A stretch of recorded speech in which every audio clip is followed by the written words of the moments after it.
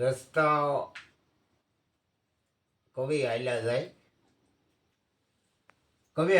એક ભાઈનું રસ્તા કાંઠે મકાન છે. કવિને એમ લાગી કે હું પાણી પી લઉં. હાલ્યા ભાઈનો અહીંયા રહેણાંક છે, રહેણાંક કહી ગયા. ભાઈ કે પાણી પાવ નહીં કે ઘરના માલિકે કીધું કેવો ભાઈ છો? તો કવિ છો ઈ કે પાણી પાવ પણ તમારે એક મારો દુહો બનાવી દેવો પડે. ભલામણા ઈ કે તમારી પેઢીઓમાં કેવા તળિયા નાટક છે, મને કાંઈ ખબર નહીં મારે દુહો તમારો કેમ બનાવવો? કે તો પાણી ન પવાય.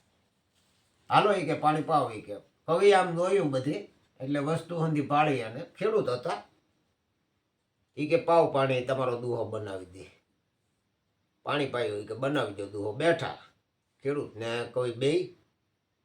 પછી એને કીધું કે જો ખેડૂતને કે વોકો પીડ્યો હો, બળીજાની રાહ હતી.